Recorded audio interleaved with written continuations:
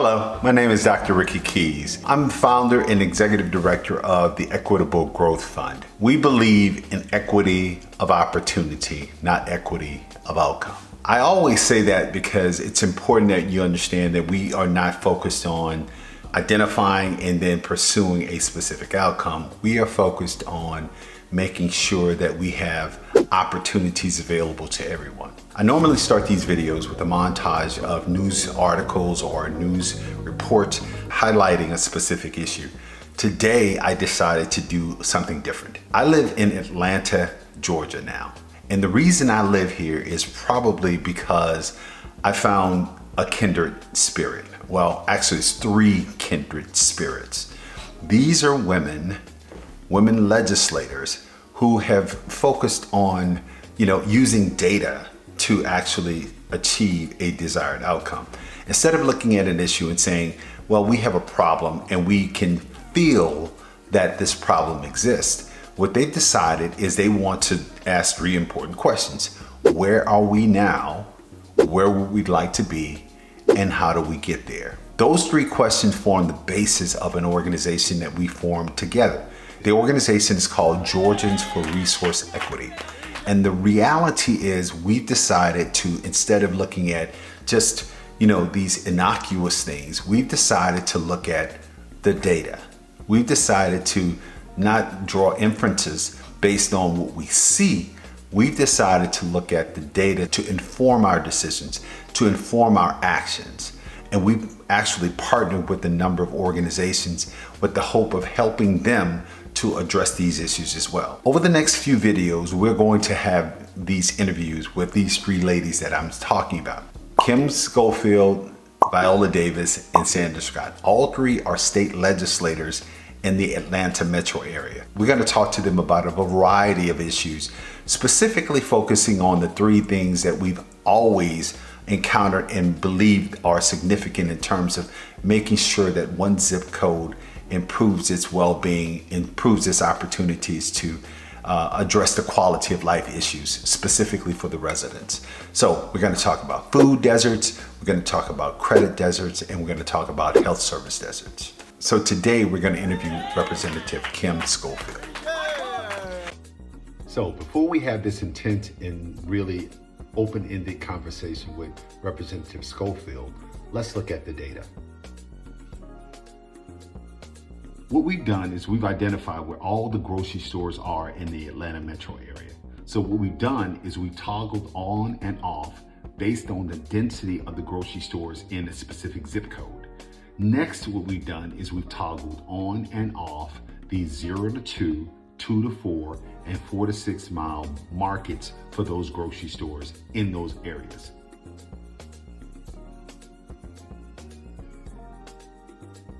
This map shows grocery store density by education. This map shows grocery store density by age. This map shows grocery store density by median income. This map shows public assistance. This map shows grocery store density by poverty status. This map shows grocery store density by home ownership. This map shows grocery store density by unemployment status. Finally, the last 2 maps show grocery store density by African American population and by Hispanic population.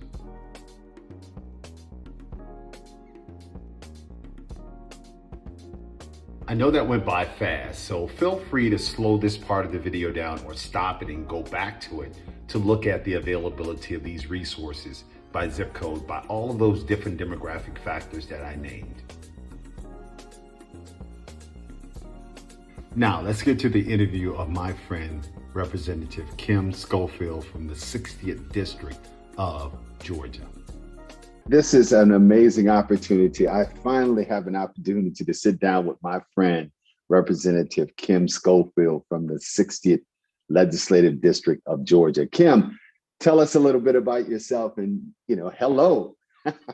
Hello, Dr. Ricky Keys, my friend. It's so good to talk to you. Listen, I'm glad to have the opportunity to work with you, but not only that, but to tell you a little bit about the things that we've been working on. collectively. And so I am Georgia State Representative Kim Schofield.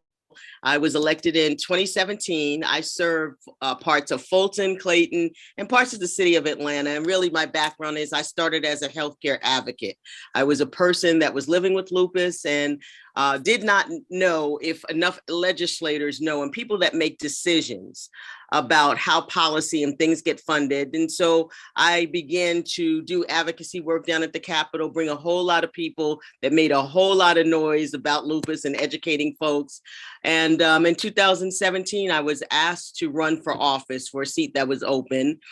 Prior to that, in working as an advocate, I was able to get a piece of legislation passed in 2014, recognizing lupus as a real disease, signed by the Governor Deal at that time. And so I found out, Dr. Keys, that listen, that the important thing to get things done in life is to know the people that can write the policies. While I was never a person that was political, I absolutely voted.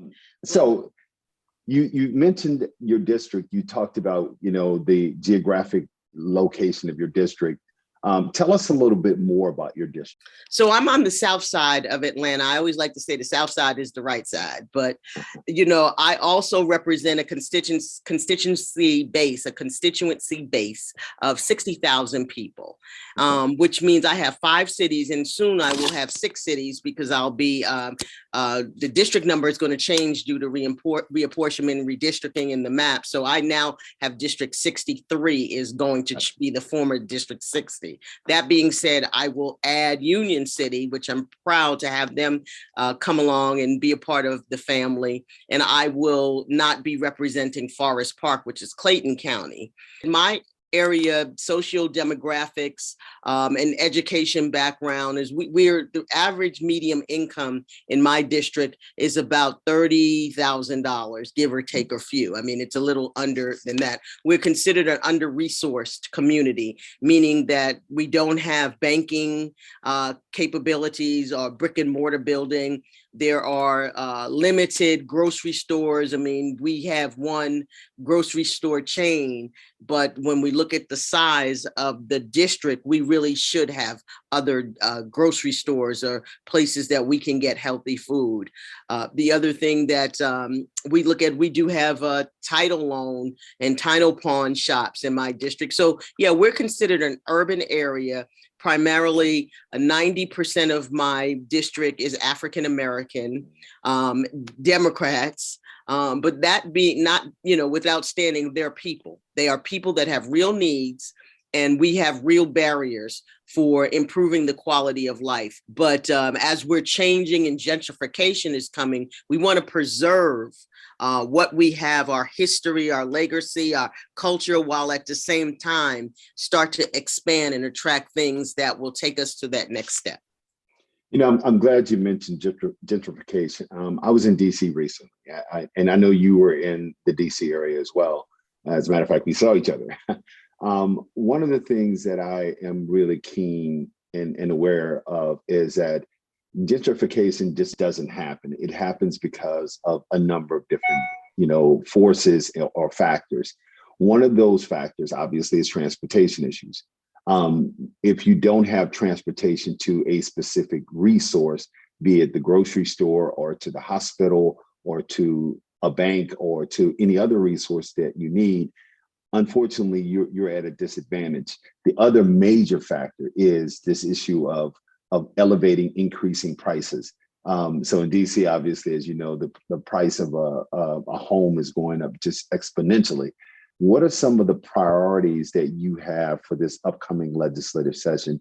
Everything, Ricky, touches everything. So there's no one isolated situation or issue, because it all feeds upon each other. And these processes or plans, whether it be gentrification or removal of or not expanding healthcare, these things are set in motion 10 to 20 years before they're even coming to execution and fruition.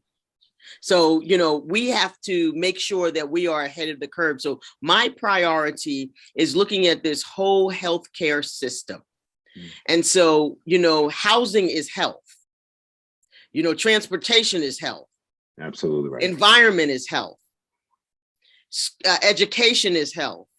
Everything touches healthcare. And so we've had 12 years where we have not fully expanded Medicaid, which has been an intentional way to control a narrative, number one, a power base, number two, and to marginalize communities, especially communities that are under-resourced and communities of color. So my priority is to look at the healthcare system. So you bring in transportation.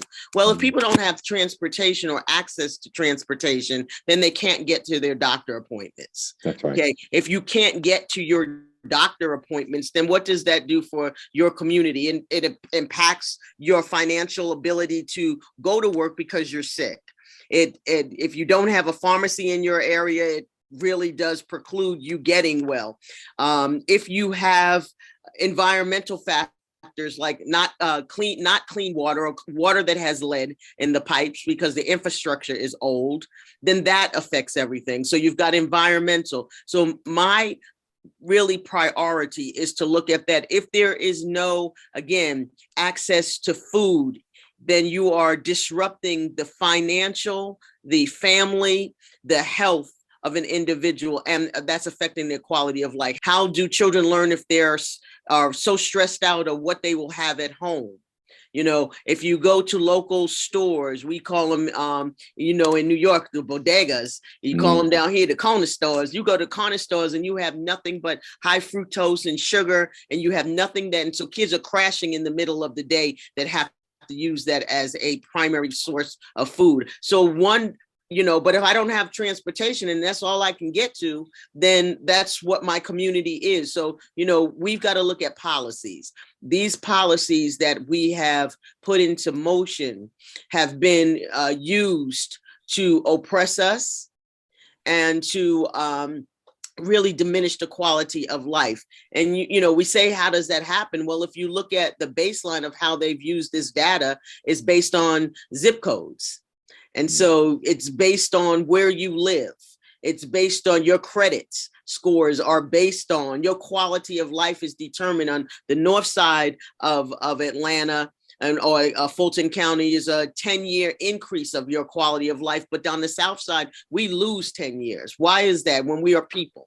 It's because of the food that you put in here. It's the lack of transportation. Even now, as we're walking up and down streets that do or do not have sidewalks, the asphalt during the summer was so hot and the toxins were coming off of that people weren't inhaling that. So, we have all of these systemic issues that have been long-standing issues that have been used against us. So my priority is healthcare, but I can't do healthcare without addressing banking.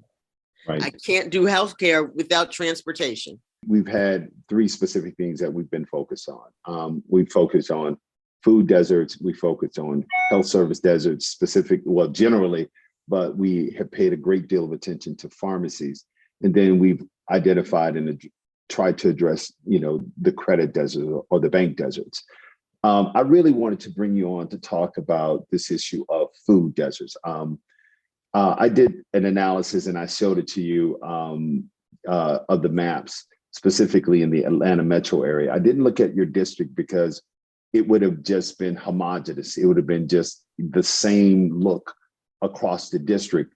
You'd be comparing apples to apples as compared to comparing apples to oranges.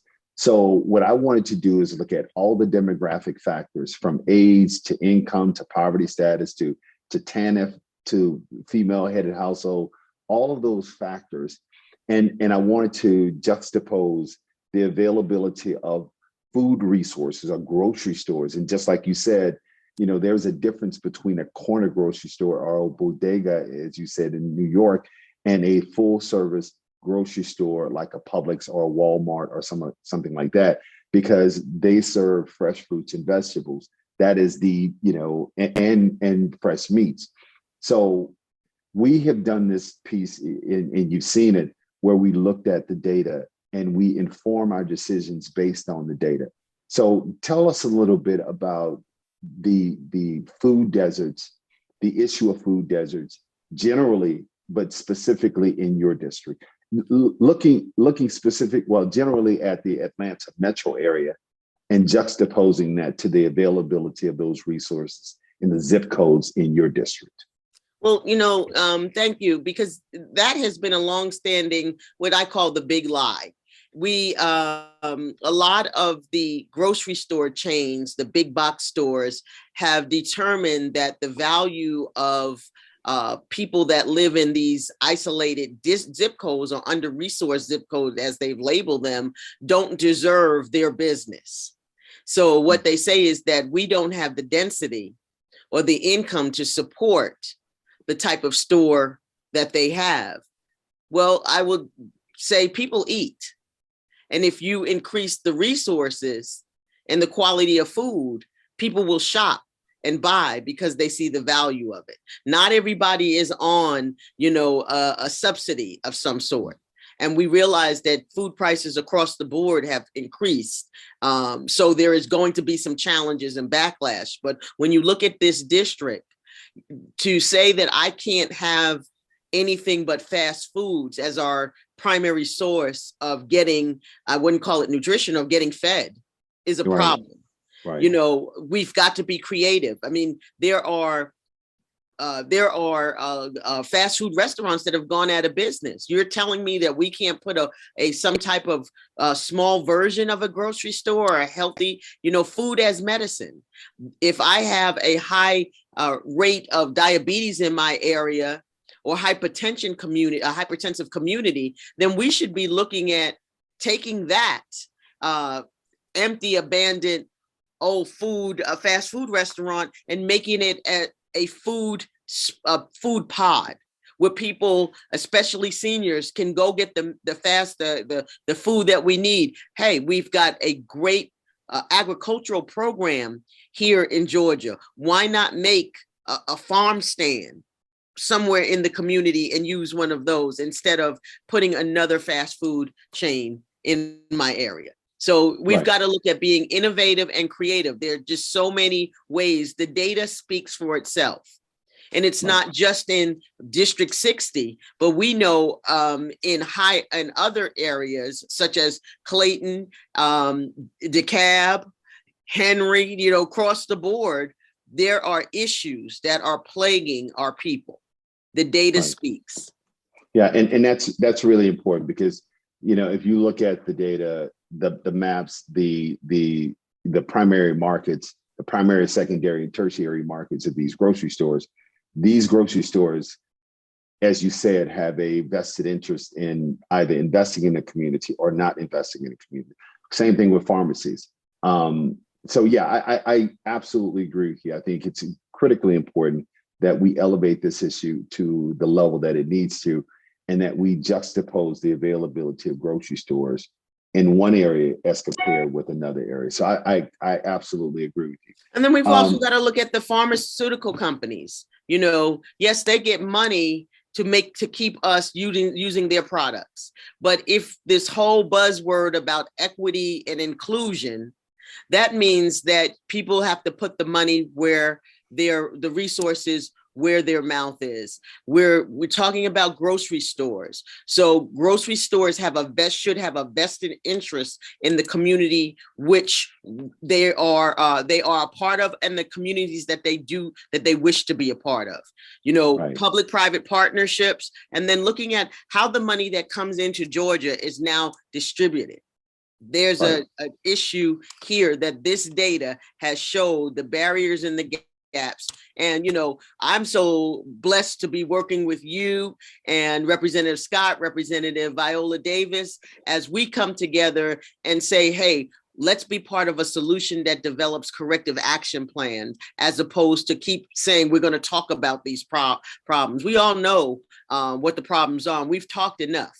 Legislators are very myopic when it comes to setting policy, but we have to be a little more panoramic and who and how this policy is going to be impacting people, especially when it comes to a zip code. I'm glad you brought in the other two cohorts of our tandem, our team, Representative Sandra Scott and Representative Viola Davis. These are firebrands. They're smart as I don't know what. They're absolutely passionate about this issue. They're quantitatively based.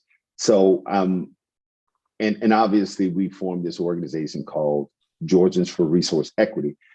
Why don't you tell us a little bit about what you see? Because we've already had one forum, Chatham County. So we've had an opportunity to take this thing on the road and really use it as a means of redressing, developing corrective action plans to address some of the challenges that we have. So tell me a little bit about how you feel Georgians for Resource Equity can actually help us help the community. Yeah, Georgians for Resource Equity is what we call a nugget, and it's a gold mine. And I say that because for a long time we've had data and we have not properly used the data.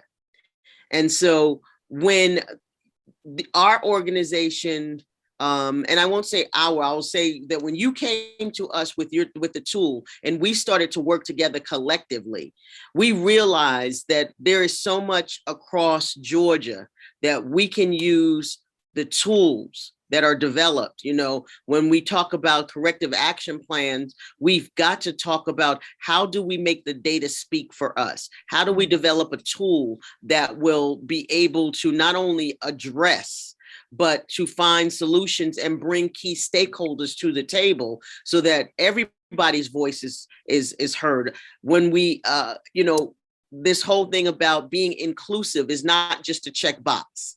If you don't have a tool in place that will be able to outline and really change the system and the narrative. And so what I see us as a collective body is across the state working with legislators in each of the districts. And as you have done so magnificently, made sure that you have tracked and mapped and did a heat map for every legislator's district.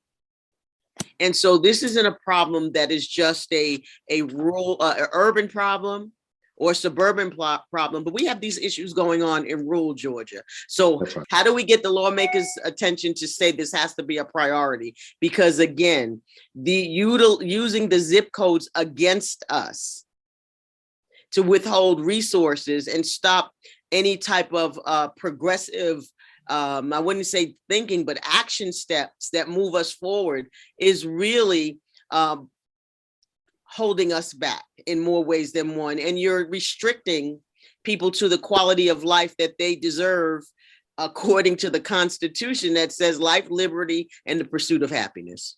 It's really interesting what you said. Governor Kemp, Brian Kemp said that there is a outmigration of people from rural areas into the suburbs and into the urban areas of Georgia. But there are also larger numbers of people leaving the state of Georgia altogether. So the rural community is shrinking. And what he said, and he actually put his money where his mouth was, he put resources into addressing this issue or trying to address the issue because he felt that one of the major challenges was broadband access. And what he did was he used some of the discretionary funds to actually invest in rural Georgia, specifically broadband, so as to allow those people, the people who live in rural Georgia, to have access to these resources. And what he used was zip code data. So the way that he did it, I believe that we could use the same resource, say that there is a underrepresentation in his sense of broadband access in certain communities or certain zip codes. We could say there's a underrepresentation of banks or credit unions in terms of financial services or health services, pharmacies, doctors' offices, prenatal care services, and also food services. That's the subject that you and I are talking about.